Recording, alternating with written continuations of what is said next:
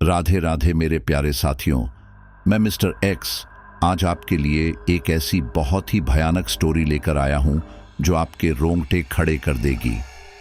ये स्टोरी है कुछ ऐसे साथियों की जो अपने घर से भाग चुके थे, लेकिन उन्हें अंदाजा भी नहीं था कि वह इतनी बड़ी गलती कर रहे हैं। पल पल उनके सामने ऐसी ऐसी मुसीबतें आती जा रही थीं कि उसका सामना उनके लिए बहुत मुश्किल हो गया था। जब आप स्टोरी को सुनेंगे तो आप भी दर्द से दहल उठेंगे और आखिर में जो हुआ उससे तो आपके रोंगटे खड़े हो ही जाएंगे। तो जो भी साथी पहली बार आए हैं वह हमारी फैमिली का हिस्सा जरूर बन जाए। लेकिन मैं कहूँगा कि यार, काफ़ी सारे लोग ऐसे भी हैं जो स्टोरी तो डेली सुन रहे हैं बट उसके बावजूद भी इस फैमिली का हिस्सा नहीं बन रहे हैं। तो यारों, अगर आपको कुछ शिकायत है तो मुझे कमेंट में बताओ, मैं उसको दूर करने की कोशिश करूँगा और जल्दी से जल्दी हमारी फैमिली का हिस्सा बनो। चलिए स्टोरी शुरू करते हैं। काली अंधेरी रात थी जब चंद्रमा बादलों के पीछे छिपा हुआ था और तारे भी दिखाई नहीं दे रहे थे। सड़कें सुनसान थी और केवल हवा की आवाज आ रही थी। सुमित, अजय और श्रेया को बाइक पर बैठाकर तेज स्पीड के साथ सुनसान सड़क पर चल रहा था।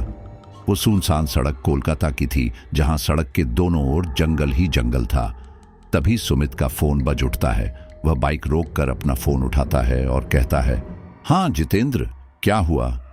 जितेंद्र कहता है, भाई तुम लोग स्टेशन की तरफ मत जाना, श्रेया के घर वाले और पुलिस उसी तरफ आ रहे हैं। यह सुनते ही सुमित की हवाइयां उड़ जाती हैं।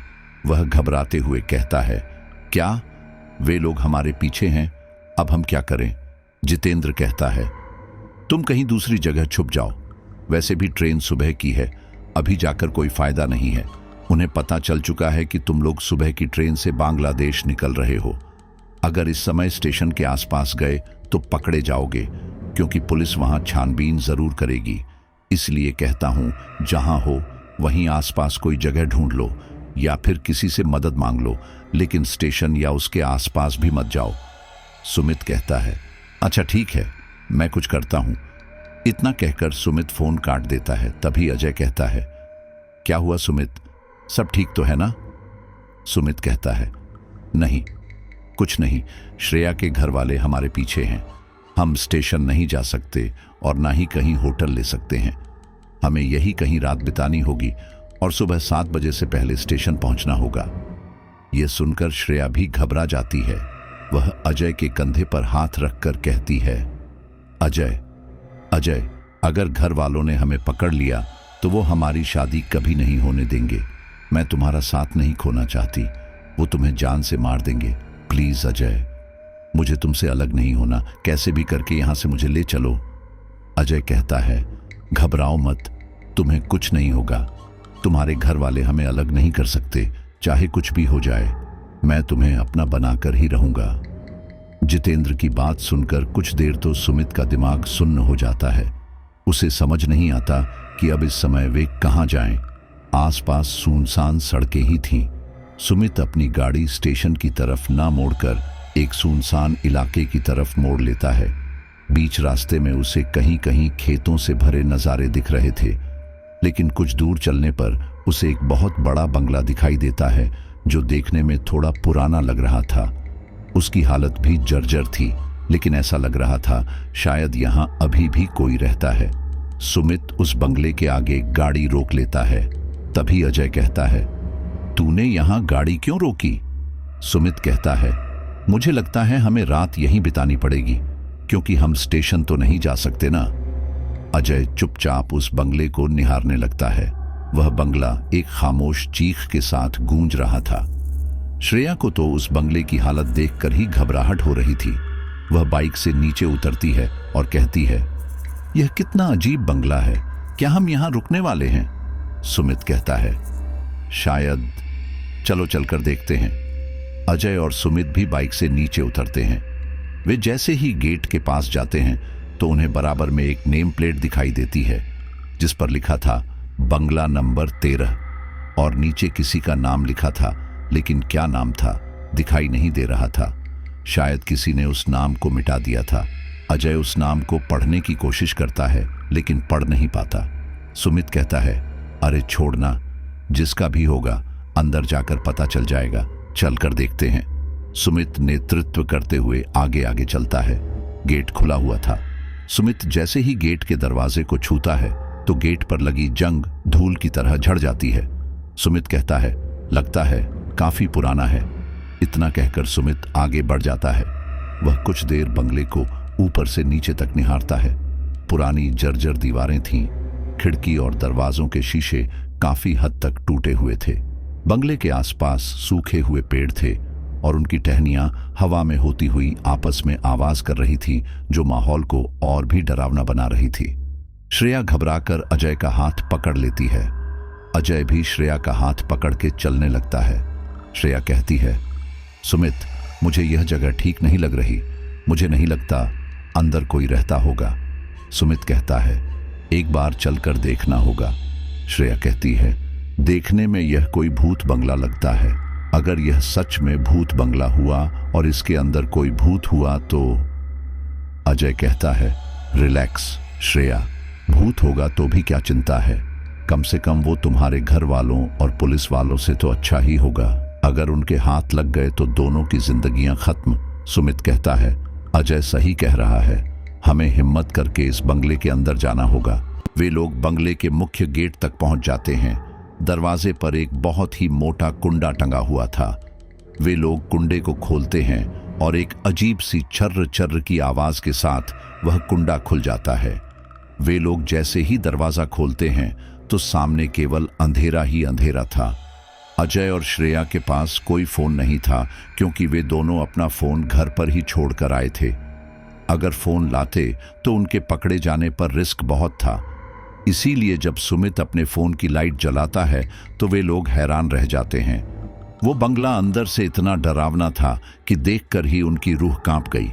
दीवारों पर पुरानी और फीकी तस्वीरें टंगी हुई थी, जिनमें अधिकतर नर्तकों की थीं। फर्श पर धूल की मोटी चादर जमी हुई थी। फर्नीचर भी टूटा हुआ और धूल से भरा हुआ था। ऐसा लग रहा था जैसे सालों से यहाँ कोई आया ही नहीं है। साथ ही उस बंगले से एक अजीब सी गंध आ रही थी, जो उन तीनों को असहज कर रही थी। वो बंगला भले ही देखने में पुराना और जर्जर था, लेकिन उसकी बनावट सच में बहुत उम्दा थी। दीवारों पर ऐसे नक्काशी की गई थी जैसे राजा महाराजाओं के महलों में की जाती है। कई जगह शीश महल जैसी नक्काशी भी थी। इस तरह के कलाकार बहुत जमाने पहले ही मिला करते थे और बंगले को देखकर ऐसा लग रहा था कि यह सदियों पुराना है। सामने बहुत बड़ा होल था और नीचे कई सारे कमरे बने हुए थे। होल में ही दोनों ओर से दो सीढ़ियां ऊपर की ओर जा रही थीं और चारों तरफ कमरे ही कमरे थे। वह बंगला कम, महल ज्यादा लग रहा था। उस जगह को देखकर सुमित तुरंत कहता है, परफेक्ट। सुमित के चेहरे पर संतुष्टि के भाव थे। अजय कहता है, क्या हुआ? सुमित कहता है, यह जगह परफेक्ट है।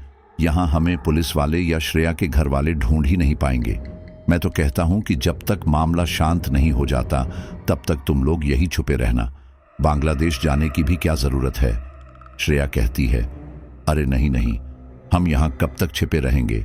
खाना है, पीना है, बाहर आना जाना है। हम ऐसे छिपे नहीं रह सकते। सुमित कहता है, चिंता क्यों करते हो? मैं हूं ना, तुम्हारे खाने पीने का इंतजाम मैं कर दूंगा। जैसे ही मामला शांत होगा तुम लोग बांग्लादेश चले जाना। फिलहाल कल बांग्लादेश जाने का प्लान कैंसिल कर देते हैं। मुझे यह जगह ज्यादा सेफ लग रही है। बांग्लादेश चले भी गए तो यहाँ की पुलिस वहाँ की पुलिस से तुम लोगों को ढुड़वा ही लेगी।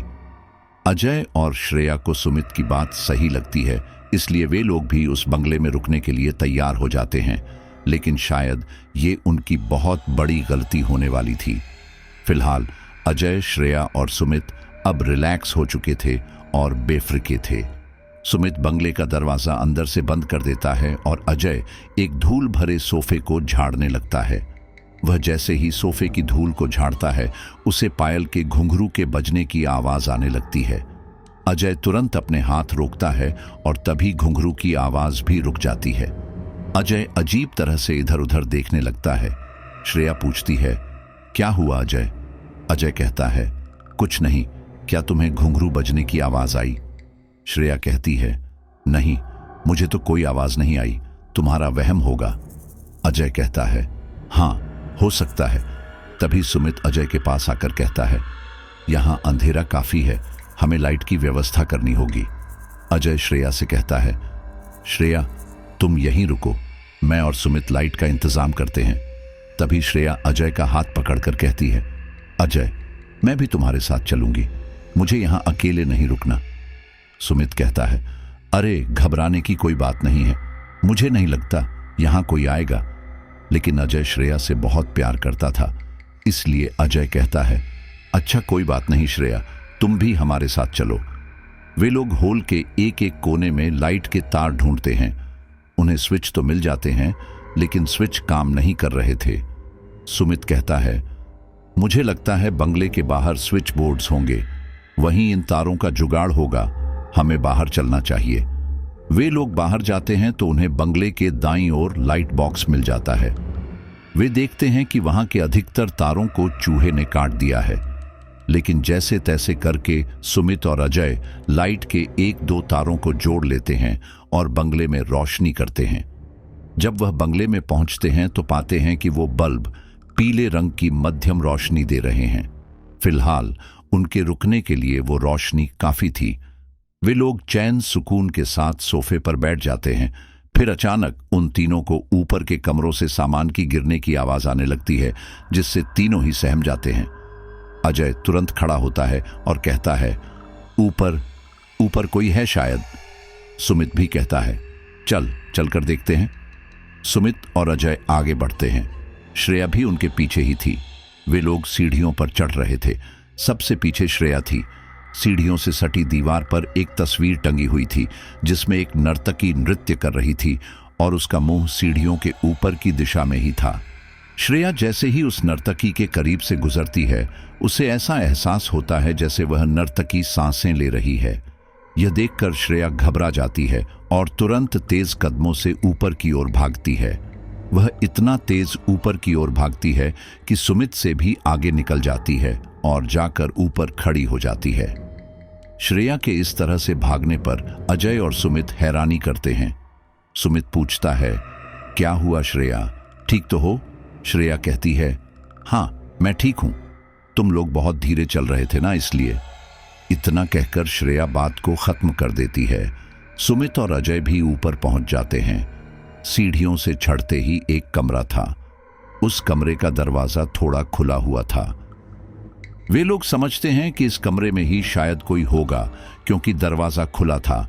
सुमित और अजय कमरे का दरवाजा पूरा खोलकर उसके अंदर जाते हैं तो पाते हैं कि वहां पर बहुत सारे संगीत के उपकरण रखे हुए हैं, तबला, वीणा, सितार और भी बहुत कुछ, लेकिन सब इधर उधर पड़े हुए थे, अपनी जगह पर नहीं है और उन पर भी धूल मिट्टी जमी हुई है।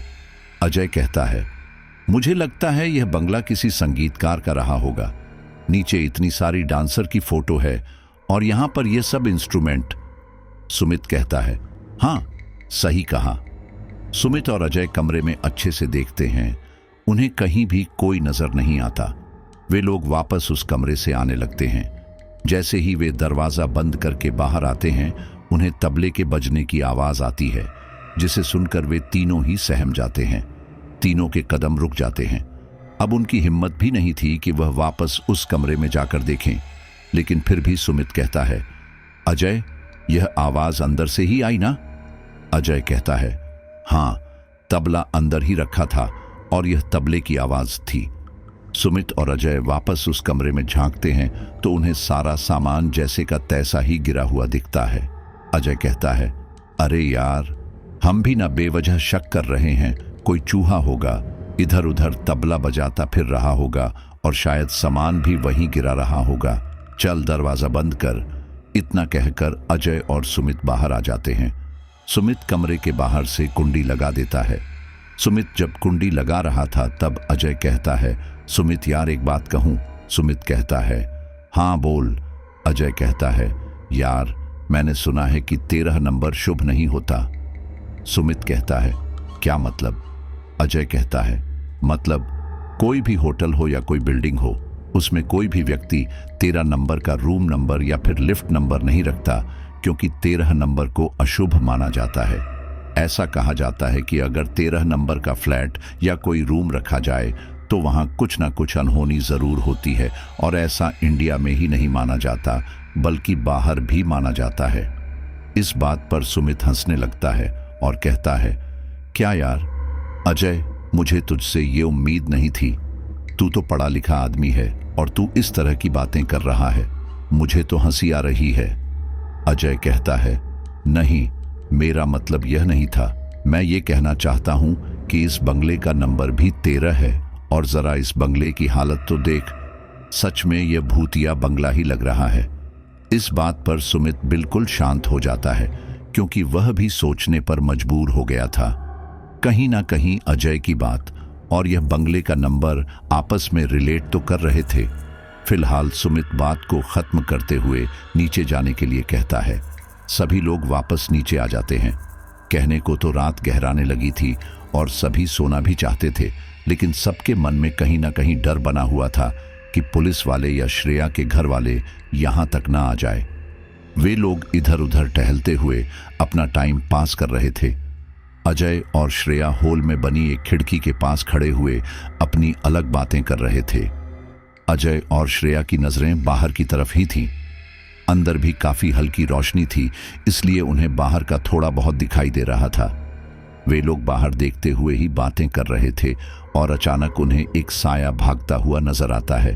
श्रेया घबराकर अजय को पकड़ लेती हैं और कहती है, अजय, तुमने देखा ना?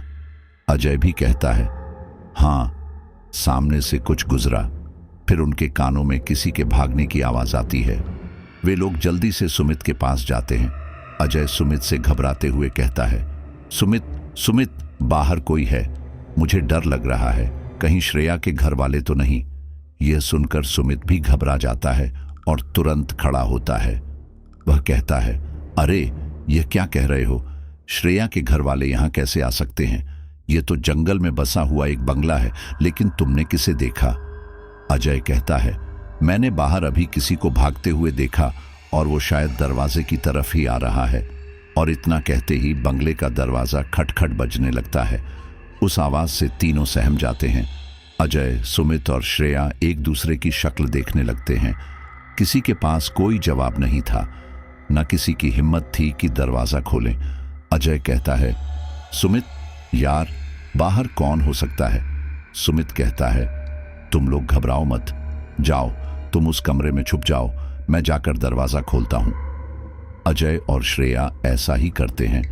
वे दोनों जल्दी से नीचे बने कमरे में ही छुप जाते हैं, जहां अंधेरे के सिवा और कुछ नहीं था। इधर सुमित सावधानी के साथ दरवाजे पर जाता है तो दरवाजा और भी बुरी तरह आवाज करने लगता है। सुमित हिम्मत करके जैसे ही दरवाजा खोलता है तो चौंक जाता है, क्योंकि सामने जितेंद्र खड़ा था। फिर वह गहरी सांस लेता है और कहता है, अरे यार जितेंद्र, तू, मैं तो डर ही गया था। जितेंद्र कहता है, अरे मुझे देखकर डरने वाली क्या बात है? तूने ही तो मुझे मैसेज किया था कि कुछ खाना पानी लेकर यहां तक आ जा। तुझे याद नहीं कि तूने ही मुझे यहां की लोकेशन भेजी थी? सुमित हकलाते हुए कहता है, हाँ, वो यार दिमाग से निकल गया था, चल अंदर आ जा। जितेंद्र अंदर आ जाता है और सुमित दोबारा दरवाजा बंद कर लेता है, लेकिन दरवाजा बंद करने से पहले वह बाहर निकलकर कुछ देर इधर उधर देखता है। सब कुछ सही था। जितेंद्र जो भी खाना लाया था वह सोफे पर रख देता है। सुमित भी जितेंद्र के पास आ चुका था। जितेंद्र पूछता है, अजय और श्रेया कहाँ गए? सुमित कहता है, अरे यार, हमें लगा शायद पुलिस या श्रेया के घर वाले यहां आ चुके हैं, इसलिए मैंने उन दोनों को अंदर छिपने के लिए कह दिया था। अभी बुलाकर लाता हूं।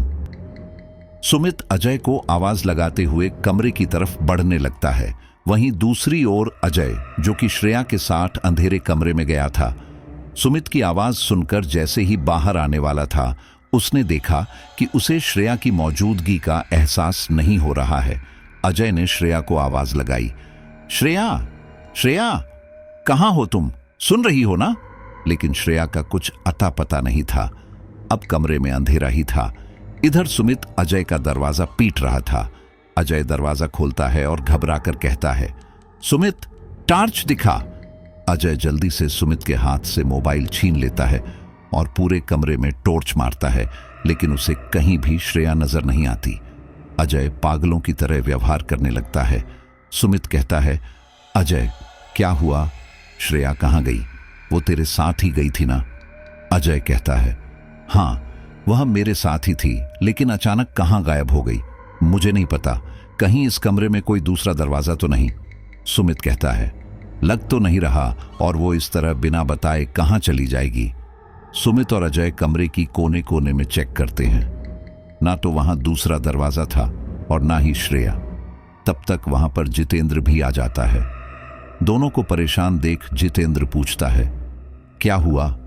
तुम लोग घबराए हुए लग रहे हो। सुमित कहता है, हाँ यार, श्रेया पता नहीं कहाँ गायब हो गई। वह इसी कमरे में थी। अजय को पता ही नहीं चला कि श्रेया कब उसका साथ छोड़कर कहीं चली गई। जितेंद्र कहता है, ये क्या कह रहे हो? ऐसे कैसे श्रेया कहीं चली जाएगी?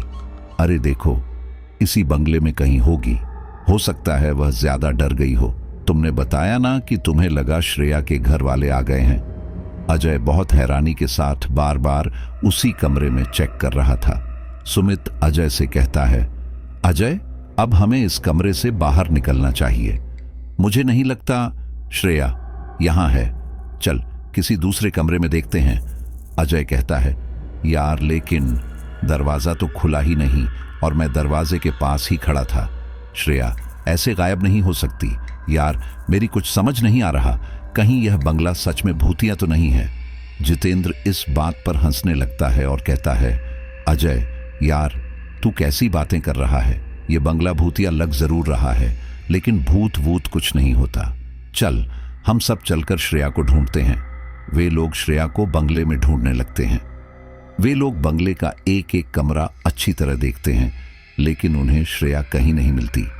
अंत में एक ही कमरा बचा था, लेकिन उस पर ताला लगा हुआ था। ताले को देखते हुए सुमित कहता है, इस कमरे पर तो ताला लगा हुआ है। मुझे नहीं लगता इसके अंदर कोई होगा और श्रेया भी इस कमरे में नहीं जा सकती।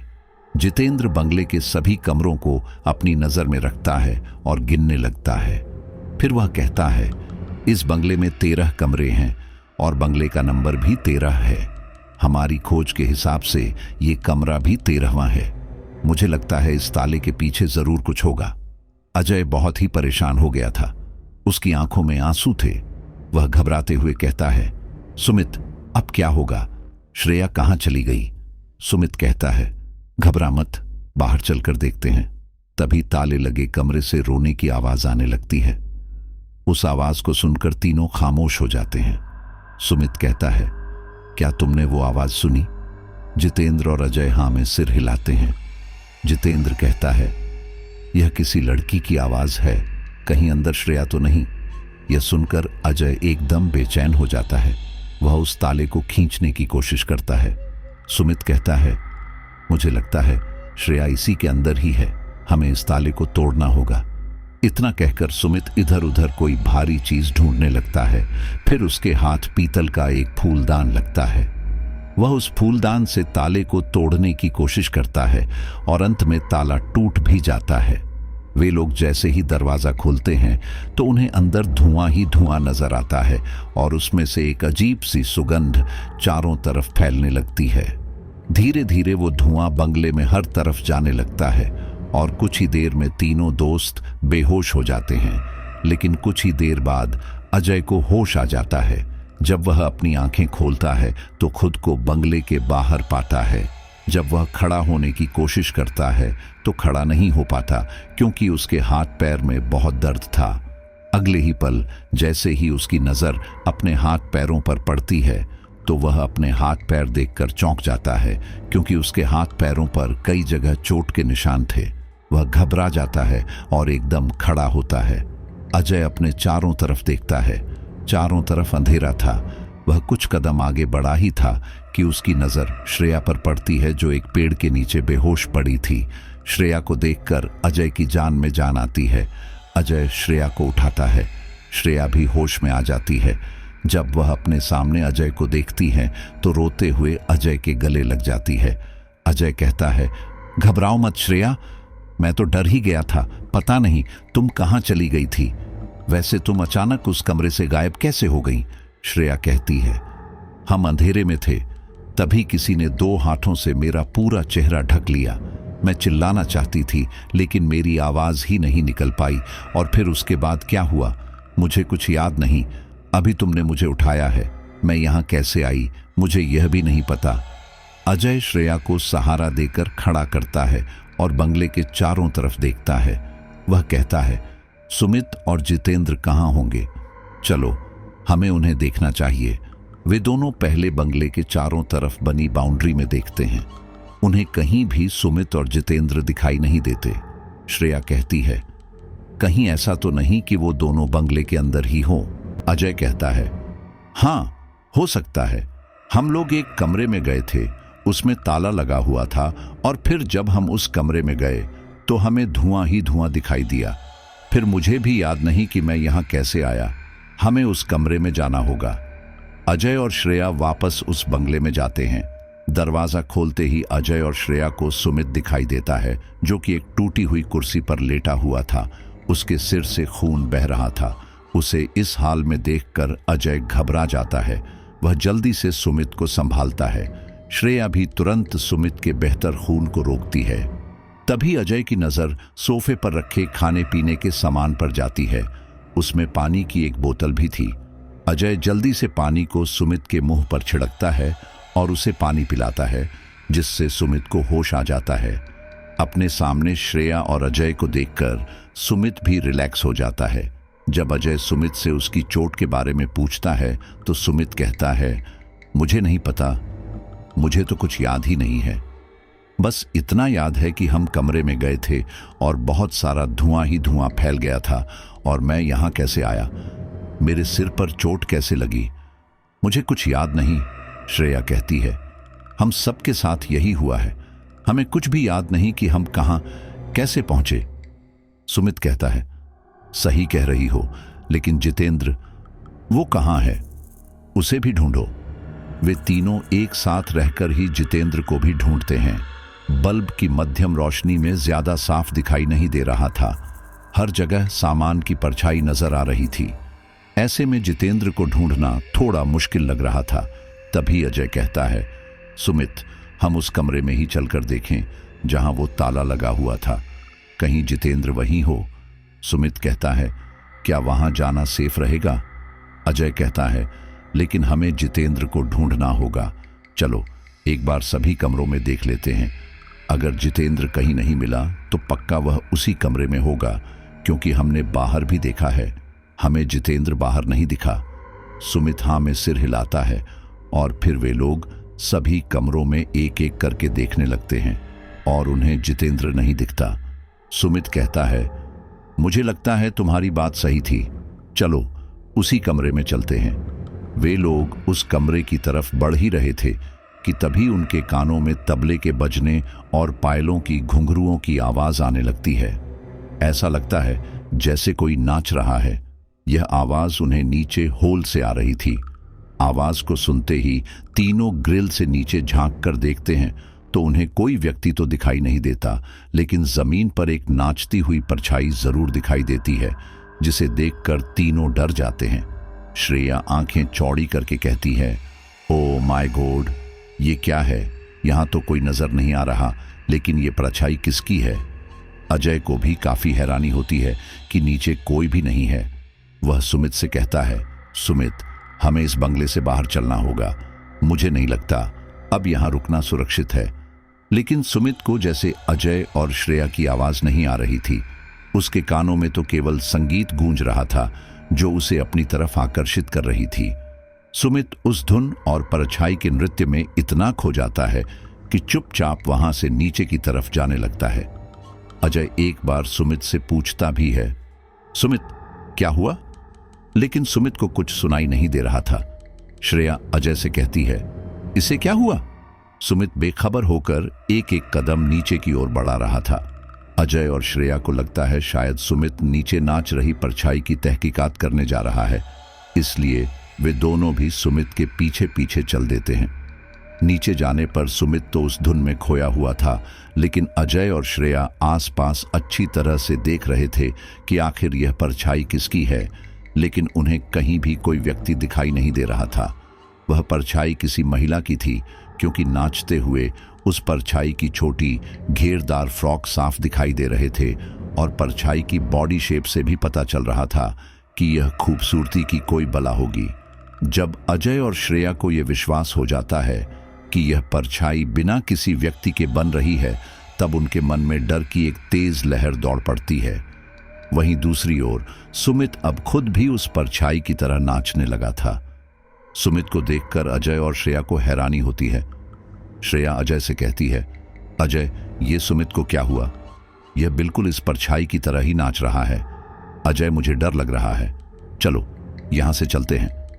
अजय श्रेया का हाथ थामता है और कहता है, घबराओ मत, यहां जरूर कुछ तो गड़बड़ है, लेकिन हम अपने दोस्तों को छोड़कर तो नहीं जा सकते। इतना कहकर अजय श्रेया को उस परछाई से काफी दूर खड़ा कर देता है और खुद सुमित को आवाज लगाते हुए सुमित के करीब आता है। लेकिन सुमित पूरी तरह से संगीत और नाचने में खोया हुआ था। जब सुमित अजय की बात नहीं मानता तो अजय सुमित को पकड़कर झंझोड़ने लगता है और चिल्लाने लगता है, सुमित, सुमित, मेरी बात सुन सुमित, तू सुन रहा है? फिर अचानक सुमित जैसे होश में आता है। सुमित के होश में आते ही वह परछाई भी गायब हो जाती है। श्रेया की नजर उस परछाई पर ही थी। वह अजय से कहती है, अजय, वो परछाई कहाँ गई है? अजय और सुमित घबराकर अपने आसपास देखने लगते हैं, लेकिन परछाई का अता पता ही नहीं था। अजय सुमित से कहता है, सुमित भाई, चल जल्दी इस बंगले से निकलते हैं। सुमित, अजय और श्रेया तीनों ही बंगले के दरवाजे तक पहुंचे थे कि उन्हें जितेंद्र की दर्द भरी आवाज सुनाई देती है, जिसे सुनकर उन तीनों के ही कदम रुक जाते हैं। सुमित कहता है, ये तो जितेंद्र की आवाज है। आवाज ऊपर से ही आ रही है। हमने उस कमरे में जाकर देखा ही नहीं है। हे भगवान, ये हमारे साथ क्या हो रहा है? इतना कहकर सुमित वापस ऊपर की तरफ भागता है। अजय और श्रेया भी उसके पीछे पीछे जाते हैं। 13वें कमरे का दरवाजा अभी भी खुला था, लेकिन अब उसमें से कोई भी धुआं नहीं आ रहा था और ना ही कोई गंध। सुमित के हाथ में अभी भी उसका मोबाइल फोन था, जिसकी बैटरी कम होती जा रही थी। सुमित घबराकर कहता है, हमारे पास ज्यादा समय नहीं है, हमें जितेंद्र को ढूंढना होगा और इस बंगले से निकलना होगा। वे लोग उस मध्यम सी रोशनी में ही कमरे में देखते हैं तो पाते हैं कि वहां पर नर्तकों की कुछ मूर्तियां रखी हुई हैं। मूर्तियां छोटी बड़ी हर प्रकार की हैं, लेकिन सभी पर धूल मिट्टी जम आई है। उन मूर्तियों में एक मूर्ति थी जितेंद्र की, वो भी एक नृत्य की मुद्रा में खड़ा था। उस मूर्ति के पास अजय खड़ा हुआ था, लेकिन उसे अंदाजा नहीं था कि ये जितेंद्र की मूर्ति हो सकती है। उसका ध्यान तब उस मूर्ति पर जाता है जब वह बात नोट करता है कि कमरे में सभी मूर्तियां महिलाओं की है, तो यह एक पुरुष की मूर्ति क्या कर रही है? अजय अपनी जिज्ञासु प्रकृति की वजह से उस मूर्ति से जैसे ही धूल हटाता है तो पाता है कि यह मूर्ति नहीं बल्कि जितेंद्र है। अजय घबराकर चिल्ला उठता है। जितेंद्र सांसें ले रहा था, लेकिन उसकी आंखें बंद थीं और वह एक नृत्य मुद्रा में खड़ा हुआ था। सुमित अजय को पकड़ता है और उसके चिल्लाने की वजह पूछता है। अजय के साथ साथ उस बंगले में संगीत और घुंघरुओं की आवाज तेजी के साथ चारों तरफ से आने लगी, जिसे सुनकर अजय शांत हुआ और घबराकर इधर उधर देखने लगा। अजय जब इधर उधर देख रहा था, तभी जितेंद्र ने अजय का गला पकड़ लिया और उसे ऊपर उठाने लगा। अजय अपने हाथ पैर छटपटा रहा था। सुमित भी अजय को देखकर घबरा गया था और उसे बचाने की कोशिश कर रहा था। श्रेया तो चिल्ला चिल्ला कर रोने लगी थी। अचानक तालियों की आवाज आने लगती है। जैसे ही तालियों की आवाज आती है, जितेंद्र अजय को छोड़ देता है और खुद उस कमरे से बाहर जाने लगता है। अजय खुद को संभालता है। उधर जितेंद्र कमरे से बाहर जा चुका था। तभी अजय कहता है, वो जितेंद्र कहाँ जा रहा है? उसे पकड़ो, मुझे लगता है वो किसी आत्मा या भूत के वश में हो चुका है। सभी लोग जितेंद्र के पीछे जाते हैं तो देखते हैं कि जितेंद्र ग्रिल से नीचे कूद गया और उसके शरीर से खून निकलने लगा है। लेकिन जितेंद्र फिर से उठता है। उसकी एक टांग में भी चोट लग जाती है, लेकिन फिर भी वह लंगड़ाते हुए आगे बढ़ता रहता है। वह होल के बिल्कुल बीचों बीच खड़ा था कि तभी बंगले के रोशनदान के शीशे अपने आप टूटकर जितेंद्र के ऊपर गिर जाते हैं। श्रेया चिल्ला उठती है। अजय और सुमित जल्दी से जितेंद्र को बचाने के लिए नीचे भागते हैं, लेकिन हवा में उड़ते हुए वो कांच के टुकड़े सुमित और अजय को भी जख्मी करने लगते हैं। श्रेया ऊपर से ही खड़े खड़े चिल्लाकर कहती हैं, अजय, सुमित, वापस आ जाओ, प्लीज वापस आ जाओ। लेकिन उन्हें किसी भी तरह जितेंद्र को बचाना था। अजय बंगले के दरवाजे की ओर देखता है, जो कि अभी भी बंद था। अजय ये अंदाजा लगा लेता है कि उस तरफ भागना बेकार है, इसलिए वह जितेंद्र को पकड़कर ऊपर जीने की ओर ही जाने लगता है। सुमित और अजय जितेंद्र की मदद करते हैं, लेकिन जितेंद्र का शरीर काफी ठोस हो चुका था। फिर भी अजय और सुमित कोशिश करते हैं और जितेंद्र को अपने साथ ऊपर ले जाने लगते हैं। तभी कांच का उड़ना भी बंद हो जाता है। जब जितेंद्र और अजय ऊपर की ओर आ रहे थे, तब उन्हें सीढ़ियों से कुछ बिखरे हुए घुंघरू नीचे की ओर आ रहे थे। उनमें से एक घुंघरू अजय के पैर पर लगता है, जिससे अजय को तेज चोट लगती है। ऐसा लगता है जैसे किसी ने भारी पत्थर उसके पैर पर मार दिया। अजय दर्द से कराह भी उठता है।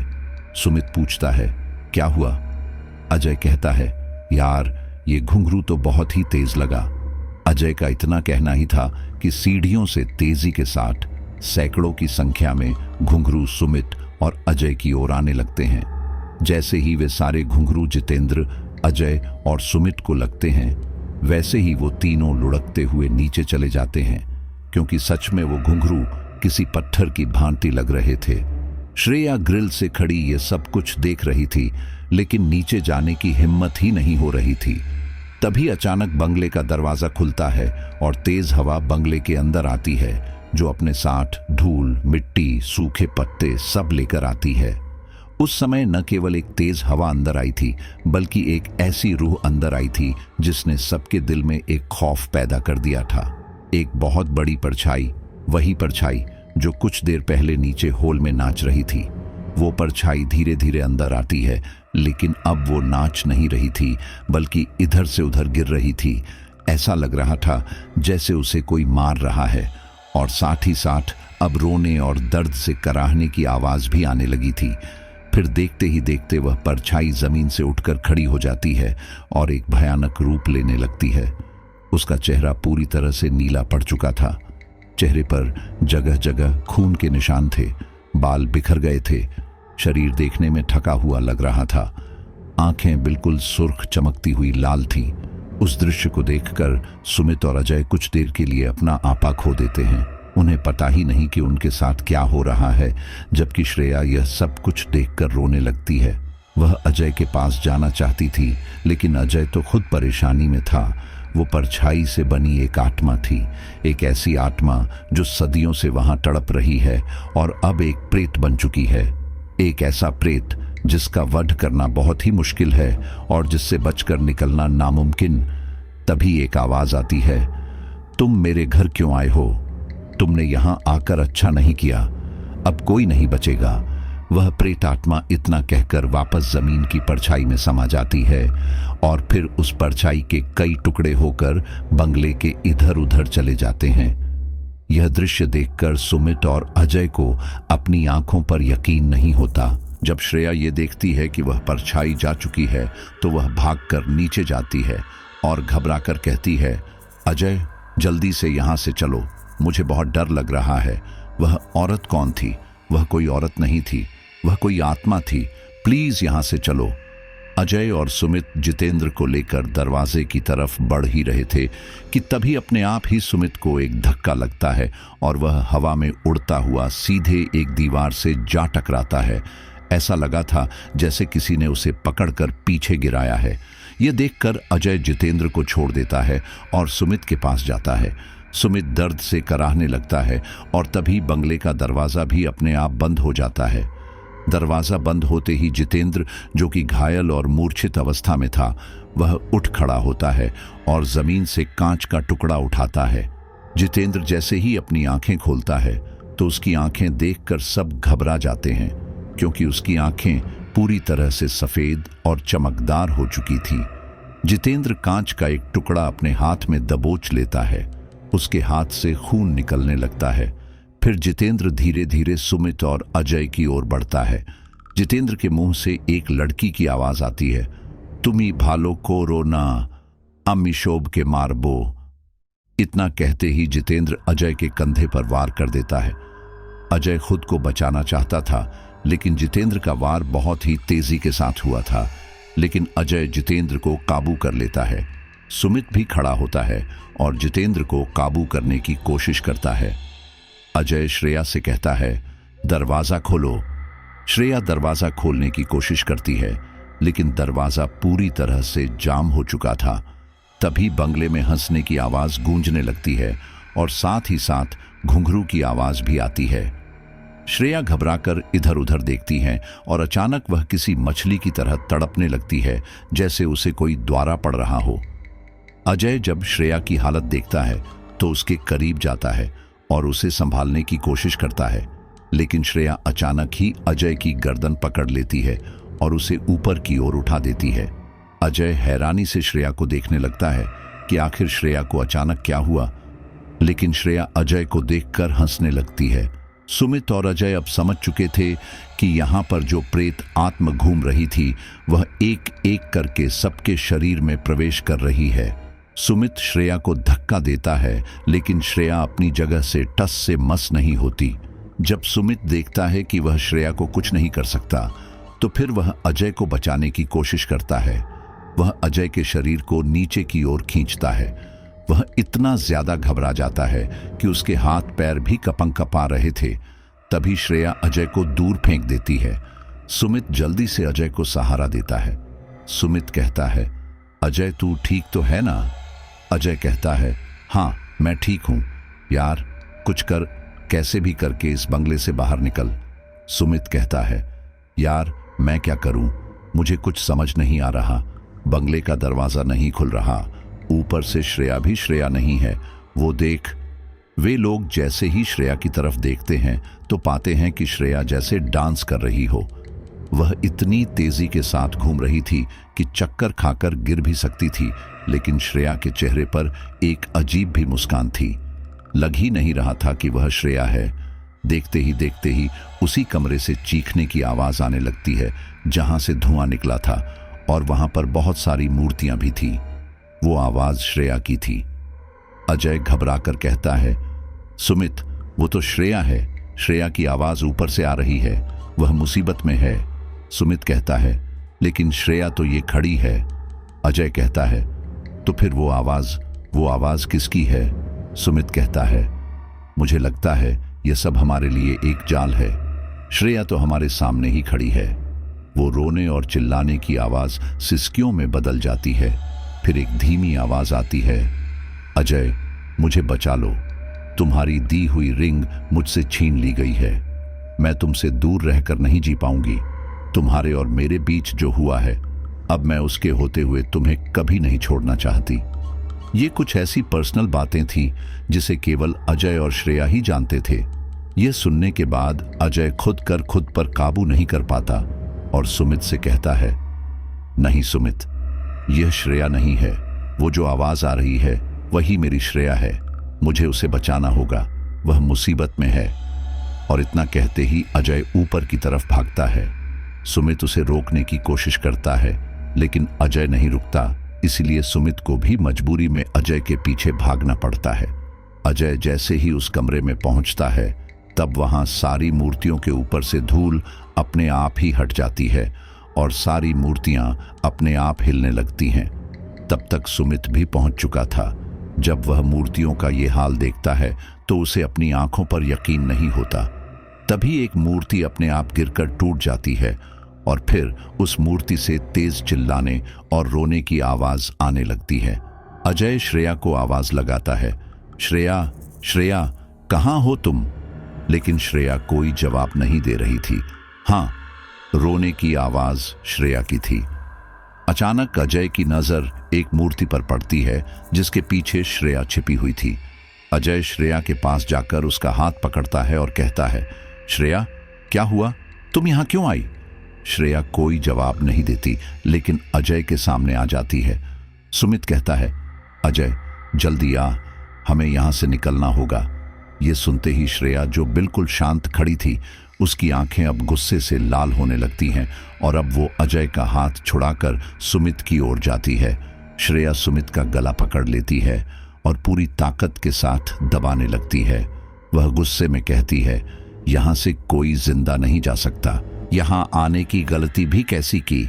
मैं किसी को नहीं छोड़ूंगी। इतना कहकर श्रेया सुमित का गला मरोड़ देती है और मौके पर ही सुमित की मौत हो जाती है। तभी वहां जितेंद्र आ जाता है और जैसे ही उसकी नजर सुमित की डेड बॉडी पर पड़ती है वो रोने लगता है। जितेंद्र रोते हुए कहता है, सुमित, अजय, सुमित को ये क्या हुआ? अजय की नजर अब श्रेया पर थी। वो अभी भी गुस्से से सुमित को देख रही थी। अजय को भी अब गुस्सा आ गया था। वह पास में ही पड़ी मूर्ति का एक टुकड़ा उठाता है और श्रेया के सिर पर वार करता है। श्रेया एकदम पलटकर अजय को देखती है और फिर नीचे गिरकर बेहोश हो जाती है। अजय जितेंद्र से कहता है, जितेंद्र, अब हमें और देर नहीं करनी चाहिए। हमें कैसे भी करके यहां से निकलना ही होगा। सुमित अपनी जिंदगी खो बैठा है, बहुत जल्द हमारा भी नंबर है। इतना कहकर अजय श्रेया को कंधे पर लाद कर नीचे ले जाता है। जितेंद्र भी उसके पीछे था। अजय दरवाजा खोलने की बहुत कोशिश करता है लेकिन दरवाजा नहीं खुलता। फिर उसे खिड़की नजर आती है जिसके कांच थोड़े थोड़े टूटे हुए थे और कांच की जगह मकड़ियों ने जाले बना लिए थे। अजय खिड़कियों को पूरी तरह से तोड़ने का फैसला करता है। अजय पास में ही पड़े लोहे के सरिये से खिड़कियों को तोड़ने की कोशिश करता है लेकिन उसकी किस्मत साथ नहीं देती। वह टूटी हुई खिड़की से आवाज लगाता है, कोई है क्या बाहर? हमारी मदद करो। लेकिन अफसोस, उसकी आवाज सुनने वाला शायद वहां कोई नहीं था। अचानक वह बंगला हिलने लगता है जैसे भूकंप आ गया हो। बंगले के छत का कुछ हिस्सा टूटने लगता है। जितेंद्र और अजय चिल्लाने लगते हैं, बचाओ, बचाओ हमें, कोई है यहां। लेकिन तभी अजय और जितेंद्र के कानों में किसी के मंत्र उच्चारण की आवाज आने लगती है। अजय तुरंत बाहर झांक कर देखता है, तब उसे एक मध्यम उम्र का व्यक्ति किसी अघोरी के साथ दिखाई देता है। वो अघोरी और उसके साथ का वो आदमी संदीप घोष दोनों बंगले के दरवाजे की ओर ही आ रहे थे। वे दोनों में गेट में प्रवेश कर चुके थे और मंत्रों की आवाज उसी अघोरी की थी। उसके हाथ में कपूर की लौ जल रही थी। वह पूरे उत्साह के साथ धीरे धीरे बंगले की तरफ कदम बढ़ा रहा था। उन दो लोगों को देखकर अजय और जितेंद्र को साहस मिलता है। वे दोनों एक बार फिर चिल्लाना शुरू करते हैं और इस बार उनकी आवाज अघोरी और वह संदीप घोष सुन लेते हैं। वे दोनों जल्दी से बंगले के करीब आते हैं और दरवाजा खोलते हैं। दरवाजा बहुत आसानी से खुल जाता है क्योंकि अघोरी अपने साथ बहुत सारी शक्तियां लाया था और मंत्रों के उच्चारण के कारण दरवाजा खोलने में कोई परेशानी नहीं हुई। लेकिन बंगले का हिलना अभी भी बंद नहीं हो रहा था। अघोरी और संदीप घोष जैसे ही बंगले के अंदर प्रवेश करते हैं, अजय और जितेंद्र तुरंत उनके पैरों में गिर जाते हैं। अजय कहता है, प्लीज हमें बचा लो, हमारा एक साथी मर गया। अघोरी और संदीप घोष एकदम शांत हो जाते हैं। संदीप घोष पूछता है, तुम लोग कौन हो और यहां क्या कर रहे हो? तब अजय अपने और अपने दोस्तों के बारे में बताता है। अजय की कहानी सुनने के बाद संदीप घोष कहता है, मेरा नाम संदीप घोष है और मैं इस बंगले का मालिक हूं। जितेंद्र घबराते हुए कहता है, आपके बंगले में यह सब क्या हो रहा है? इस बंगले में तो भूत रहते हैं। संदीप घोष कहता है, हाँ जानता हूं, लेकिन जब इस बंगले को मैंने खरीदा था तब मैं इन भूत प्रेत की बातों पर विश्वास नहीं करता था। उस समय मैंने इस बंगले के लिए अच्छी खासी कीमत दे दी थी, लेकिन मुझे अफसोस तो तब हुआ जब यहां होती घटनाओं के बारे में मुझे पता चला। अब मैं अच्छा खासा पैसा लगा चुका हूं और उसे जाया नहीं कर सकता। मैं जानता हूं कि इस बंगले का इतिहास क्या है और इसीलिए मैं इस बंगले को पूरी तरह से शुद्ध करने के लिए आज अपने साथ एक ऐसे अघोरी को लाया हूं जिन्हें 10 महाविद्याओं का ज्ञान है और जिन्होंने न जाने कितने बड़े बड़े भूत प्रेत आत्माओं को अपने वश में किया है। अजय पूछता है, लेकिन इस बंगले में उस आत्मा ने अपना कब्जा क्यों कर रखा है? तब संदीप घोष कहता है, आत्मा ने इस बंगले में कब्जा नहीं कर रखा, बल्कि वह इसे छोड़ना ही नहीं चाहती। दरअसल आज से 70 साल पहले जब आजादी का नया नया दौर था, तब कोलकाता के बहुत सारे जमींदार नए नए बंगले बनाने के शौकीन रखते थे और उन्हीं में से एक जमींदार का नाम था रंजन दास। यह बंगला उन्हीं का था। वैसे तो वह बहुत ही साधारण व्यक्ति थे, लेकिन उनकी संगत असाधारण व्यक्तियों की थी, यानी कि वे कुछ ऐसे लोगों के साथ रहा करते थे जो कि रंगीन माहौल के शौकीन थे। ऐसे में रंजन दास भी खुद को उस माहौल से दूर रखने में नाकामयाब रहे। रंजन दास बहुत ही अमीर व्यक्ति थे। उनके न केवल कोलकाता में बंगले था, बल्कि पश्चिम बंगाल के कई हिस्सों में उनके बंगले और बहुत बहुत ज़मीनी भी थी, लेकिन इस बंगले से उनका जुड़ाव बहुत अधिक था। वह अपना अधिकतर समय इसी बंगले में बताया करते थे और उसकी असली वजह थी मीरा। जितेंद्र कहता है मीरा, यानी कि जिसकी आत्मा है। संदीप घोष कहता है हाँ, मीरा वो एक नर्तकी थी, साथ ही साथ संगीत भी बहुत अच्छा गाया करती थी और इस काम में उसका भाई उसका साथ दिया करता था। वैसे तो मीरा अंतर्राष्ट्रीय स्तर पर अपना नाम कमाना चाहती थी, लेकिन वह बहुत ही छोटे परिवार से थी, इसलिए उसे इतने अवसर नहीं मिल पाए कि वह देश विदेश में अपनी प्रसिद्धि हासिल कर पाती। मीरा और उसका भाई विजय अक्सर बड़े बड़े जमींदारों के यहाँ नाच गाना करते थे और एक दिन मीरा को रंजन दास के यहाँ नाच गाने का मौका मिला। यहाँ हर हफ्ते बड़े बड़े जमींदारों की महफिल जमा करती थी और मीरा नाचा करती थी। उसे संगीत में भी बहुत रुचि थी और संगीत भी बहुत बढ़िया बजाया करती थी। इसी बीच रंजन दास का दिल मीरा पर आ गया। मीरा बेहद खूबसूरत और नौजवान लड़की थी। उसके लंबे लंबे बाल, उसका सुडौल शरीर, चेहरे की नक्काशी देखकर कोई भी पिघल जाए। रंजन दास भी उसकी खूबसूरती में खो गया और उससे नाजायज संबंध बना लिए। रंजन दास मीरा के इश्क में इतना खो चुका था कि अपने घर बार को भी भूल गया था। मीरा भी बिना महफिल के रंजन दास का दिल बहलाया करती थी, उसे नाच गाकर दिखाई करती थी।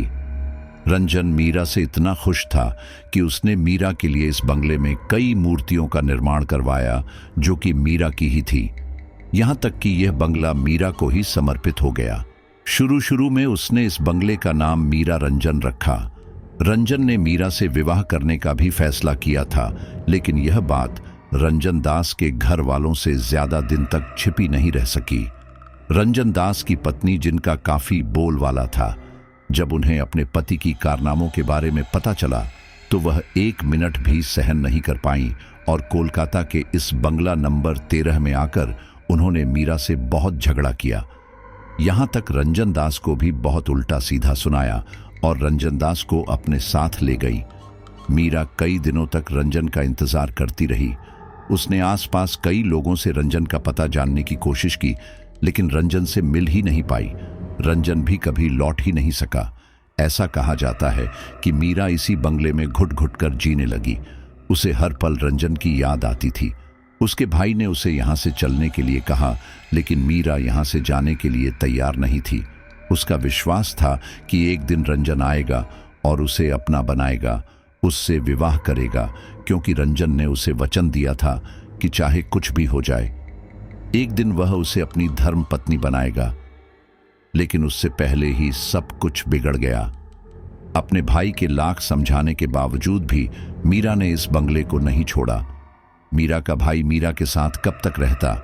अब उसकी रोजी रोटी भी खत्म हो चुकी थी, क्योंकि मीरा किसी के आगे नहीं नाचती थी। इसीलिए उसका भाई उसे इसी बंगले में छोड़कर चला गया और वह भी कभी नहीं लौटा। मीरा रंजन दास का इंतजार करते करते यही मर गई। लेकिन कैसे मरी, कब मरी, किसी को नहीं पता। बस इतना पता है कि कई सालों बाद जब इस बंगले के बिकने की बारी आई, तब कोलकाता के ही एक व्यापारी ने इस बंगले को खरीदा था और उसी ने मीरा की लाश को देखा था। फिलहाल मीरा की लाश को तो इस बंगले के ग्राउंड में ही दफना दिया गया, लेकिन मीरा की आत्मा इसी बंगले के अंदर भटकती रही। वह व्यापारी अनूप मुखर्जी अपने पूरे परिवार के साथ इस बंगले में आकर रुका, लेकिन उनके साथ अजीब अजीब घटनाएं होने लगी। रातों को किसी के रोने की आवाज आती थी, कभी कभी नाचने गाने की आवाज भी आती थी। कई बार यहाँ पर किसी लड़की की आत्मा को देखा गया है और लोगों का यही मानना है कि वह आत्मा किसी और की नहीं बल्कि मीरा की है। भूतिया घटनाओं के चलते अनूप मुखर्जी ने यह घर किसी और को बेच दिया था। फिर यहाँ किसी ने बंगले को तोड़ने की भी कोशिश की, लेकिन मीरा ने ऐसा नहीं होने दिया। मीरा ने एक अन्य व्यापारी को भी मार दिया और फिर यूं ही इस बंगले की खबर मेरे तक भी आ पहुंची। लेकिन मैं इन सब बातों में विश्वास नहीं करता था, इसलिए मैंने इस बंगले को आराम से खरीद लिया। जैसे ही मैंने इस बंगले में अपना काम शुरू करने की कोशिश की तो मेरे साथ भी अनहोनी होनी शुरू हो गई। मुझे भी यहाँ एक लड़की दिखाई देने लगी, मेरे साथ भी कुछ अजीब घटनाएं घटने लगी और मैं समझ गया कि लोगों की बातें सच्ची हैं। यहाँ मेरे 3 नौकरों की मौत हो चुकी है, वो भी रहस्यमय तरीके से। मैंने यहाँ कैमरे लगाकर जानने की कोशिश भी की आखिर मौतों के पीछे क्या साजिश है, लेकिन मुझे किसी भी अन्य व्यक्ति की मौजूदगी का एहसास नहीं हुआ। फिर मुझे पता चला कि मीरा की आत्मा वाली बात बिल्कुल सच्ची है और फिर मुझे अपने साथ अघोरी को लाना पड़ा, क्योंकि मेरे पास इस बंगले के अलावा कोई दूसरे संपत्ति नहीं बची। इसलिए मुझे कैसे भी करके अपनी इस संपत्ति को बचाना है। संदीप घोष यह सब बता ही रहा था कि तभी श्रेया भी होश में आने लगती है। जब वो होश में आ रही थी तो दर्द से कराह रही थी। अजय श्रेया को होश में आता देख कहता है, श्रेया, तुम ठीक तो हो ना? कुछ देर पहले तुम्हें क्या हो गया था? तुमने सुमित को मार दिया। यह सुनते ही श्रेया को यकीन नहीं होता। वह कहती है, क्या? मैंने प्रश्न चिन्ह, लेकिन मैं सुमित को क्यों मारूंगी? मुझे तो कुछ याद भी नहीं। अजय कहता है, शायद तुमने नहीं, इस बंगले की आत्मा ने उसे मार दिया। तुम तो मुझे भी मारने वाली थी, लेकिन अब तुम चिंता मत करो, अब हम यहां से बचकर निकल जाएंगे। ये वही है जिनका बांग्ला है। श्रेया संदीप घोष की तरफ देखती है और कुछ देर तक देखते ही रहती है। फिर अचानक श्रेया को गुस्सा आने लगता है। वह तेज तेज सांसें लेने लगती है। उसके बदलते व्यवहार को अजय समझ नहीं पाता, लेकिन अघोरी समझ जाता है। श्रेया गुस्से में संदीप घोष की ओर बढ़ ही रही थी कि तभी अघोरी अपने थैले से अभिमंत्रित हल्दी निकालता है और श्रेया के मुंह पर डाल देता है, जिससे श्रेया हवा में उड़ती हुई दीवार से जा टकराती है। यह देखकर अजय एकदम चिल्ला उठता है और श्रेया के करीब जाना चाहता है, लेकिन तभी अघोरी अजय को रोक देता है। वह कहता है, रुक जाओ, वह तुम्हारी श्रेया नहीं है, वह मीरा है, मीरा की आत्मा है। इस बंगले की प्रेत आत्मा जो तुम सबको मारना चाहती है, उसके करीब बिल्कुल मत जाना। इसके बाद अघोरी अपने हाथ में जलते हुए कपूर की लौ को बुझाता है। फिर अजय और संदीप से कहता है, यहाँ आसपास जो भी लकड़ी का सामान दिख रहा है, उन सभी को एक जगह इकट्ठा करो। यह सुनते ही श्रेया एक बार फिर संदीप घोष की तरफ बढ़ती है और गुस्से में कहती है, यह मेरा घर है, मैं किसी को आने नहीं दूंगी, चले जाओ यहां से, सबको मार दूंगी। श्रेया की आवाज इस बार बहुत ही भयंकर और भारी लग रही थी। अजय बार बार श्रेया की तरफ देख रहा था, लेकिन अघोरी अजय और जितेंद्र से बार बार यही कह रहा था कि श्रेया की बातों में मत आओ, तुम अपना काम करो। अजय, जितेंद्र और संदीप घोष तीनों आसपास पड़े सभी लकड़ी के सामानों को एक जगह इकट्ठा करने लग जाते हैं और जैसे ही सारा सामान एक जगह इकट्ठा होता है, तब अघोरी अपनी थैले से एक अभिमंत्रित कपूर निकालता है और उन लकड़ी के सामान पर रख देता है। इसके बाद वह कुछ मंत्रों का उच्चारण करके उस कपूर को जला देता है और फिर धीरे धीरे आग सभी सामानों को पकड़ लेती है। जैसे जैसे आग बढ़ रही थी, वैसे वैसे श्रेया के चिल्लाने की आवाज भी बढ़ रही थी। श्रेया को इतनी बुरी तरह चिल्लाता देख अजय कहता है, बाबा, बाबा, श्रेया मर जाएगी, वह बहुत बुरी तरह चिल्ला रही है। अघोरी कहता है, चिंता मत करो, श्रेया को कुछ नहीं होगा, उसके अंदर मीरा की आत्मा भड़क रही है। धीरे धीरे सभी सामान जलकर राख होने लगता है और श्रेया का चिल्लाना भी कम होता जाता है। और फिर एक वक्त ऐसा आता है जब सभी सामान जल जाता है और श्रेया बेहोश होकर नीचे गिर जाती है। अचानक वातावरण में एक शांति छा जाती है। अघोरी अपनी आंखें बंद करता है और अपने हाथ की उंगलियों पर कुछ पड़ने लगता है। फिर वह अपनी आंखें खोलता है और कहता है, मीरा की आत्मा इस बंगले के बाहर जा चुकी है, लेकिन मुझे किसी भी तरह उसे वश में करना है। तुम लोग इस बंगले से बाहर मत आना और कोई भी रोए, चीखे या दरवाजा खोलने के लिए कहे तो दरवाजा भी मत खोलना। इसके बाद अघोरी टूटी हुई खिड़कियों पर एक एक अभिमंत्रित कपूर रखकर बाहर चला जाता है। वह खिड़कियों पर कपूर इसलिए रखता है ताकि मीरा की आत्मा किसी भी तरह बंगले के अंदर प्रवेश न कर पाए। अघोरी अपना सामान लेकर बाहर चला जाता है, फिर आसमान के नीचे बैठकर आसमान की ओर मुंह करके दोनों हाथों को ऊपर करके जोर जोर से मंत्रों का उच्चारण करने लगता है। फिर वह एक नरमुंडी निकालता है और उसके ऊपर अपने हाथ का कटा हुआ थोड़ा खून डालता है और एक बार फिर हाथों को ऊपर करके मंत्रों का उच्चारण करता रहता है और फिर देखते ही देखते चारों तरफ से तेज हवा चलने लगती है। धूल भरी आंधी के कारण अघोरी की आंखों में सारी धूल चली जाती है, लेकिन फिर भी अघोरी रुकता नहीं है। धीरे धीरे नरमुंडी अपने आप ही हवा में उठने लगती है और गोल गोल नाचने लगती है। फिर अचानक वह नरमुंडी फट जाती है और उसके कई टुकड़े होकर इधर उधर बिखर जाते हैं। आसमान से एक बिजली आती है जो ठीक जमीन पर गिरती है और फिर वह बिजली वापस आसमान में चली जाती है। इसके बाद सब कुछ शांत हो जाता है। अघोरी जब देखता है कि अब सब कुछ ठीक है तो वह संदीप को बाहर आने के लिए कहता है। संदीप अघोरी से पूछता है, बाबा जी, क्या अब सब कुछ सही हो गया? अघोरी कहता है, हाँ, अब सब कुछ ठीक है। तुम इस बंगले का जो भी करना चाहो कर लेना, लेकिन उससे पहले यहाँ जो मीरा की लाश दफन है उसकी खुदाई करके उसका अंतिम संस्कार जरूर कर देना, क्योंकि मीरा की आत्मा बार बार यहाँ आने के लिए तप करेगी। अब नहीं तो कुछ सालों बाद शायद मीरा की आत्मा वापस आ जाए। इससे पहले कि मीरा की आत्मा वापस आए तुम्हें उसकी अस्थियों का अंतिम संस्कार करना होगा। संदीप घोष कहता है, जी गुरुजी, मैं आपकी सभी बात ठीक तरीके से समझ गया हूँ। वैसे भी मैं इस बंगले को तुड़वाने ही वाला हूँ और फिर यहाँ खुदाई करूँगा। मैं मीरा की हड्डियों को निकालकर उसका अंतिम संस्कार जरूर करूँगा। वहीं दूसरी ओर संदीप घोष को सुमित की मौत का भी काफी दुख था। जब उसने अजय और श्रेया की कहानी सुनी तो उसे उन दोनों के लिए भी काफी बुरा लगा, लेकिन फिर संदीप घोष ने उनकी मदद करने की सोची। संदीप घोष ने कुछ दिनों तक अजय, श्रेया और जितेंद्र को इस बंगले में रखा और उनके खाने पीने का भी इंतजाम किया। साथ ही साथ वह श्रेया के घर वालों को भी ट्रैक करने लगा। जैसे ही उन्हें मामला ठीक और ठंडा लगा, संदीप ने श्रेया और अजय को बांग्लादेश के लिए रवाना कर दिया।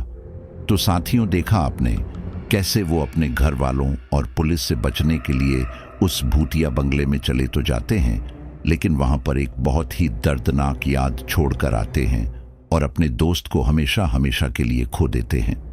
भले ही श्रेया और अजय बांग्लादेश के लिए निकल गए हों, लेकिन अपने खास दोस्त को वह हमेशा हमेशा के लिए खो चुकी है। तभी मैं कहता हूं कि अगर आप कभी अकेले किसी जगह पर जा रहे हो जो अनजान जगह हो, तो ऐसे किसी भी जगह पर प्रवेश न करें। हर जगह का अपना एक इतिहास होता है जिसके बारे में हमें कोई अंदाजा नहीं होता, और जब बिना सोचे समझे कदम उठा लेते हैं तो उसका बहुत ही बड़ा नुकसान भुगतना पड़ता है। अच्छा साथियों, मैं आपको बताऊं कि मेंबर्स वाली स्टोरी में कुछ स्टोरी ऐसी है जो बहुत ही ज्यादा तंत्र मंत्र की दुनिया को आपके सामने रखती हैं, और काफी सारे साथी ऐसे हैं जो स्टोरी को सुन रहे हैं और उन्होंने कहा है कि वाकई में उन्होंने ऐसी तंत्र मंत्र को अब जाना है। तो अगर आप अभी तक भी पीछे ही रहे थे तो फिर हमेशा पीछे ही रह जाएंगे। फिर मुझे दोष मत देना कि मैंने आपको असली तंत्र मंत्र के बारे में नहीं बताया। तो मेंबर्स वाली स्टोरी को ज्वाइन कीजिए, आपको एक्चुअल में वहां पर रियल हॉरर जानने को मिलेगा। चलिए अब अपने कुछ साथियों का धन्यवाद करते हैं। सुनीता सूरत, पंकज सरोज, रवि सतना, पिंकी चौहान, रणजीत पंजाब, रघु दीवाल अंबाला, विकास शर्मा जम्मू, फिजा इस्लामाबाद, साजिदा रहमान असम। सभी साथियों का बहुत बहुत धन्यवाद। मिलते हैं अगली स्टोरी पर।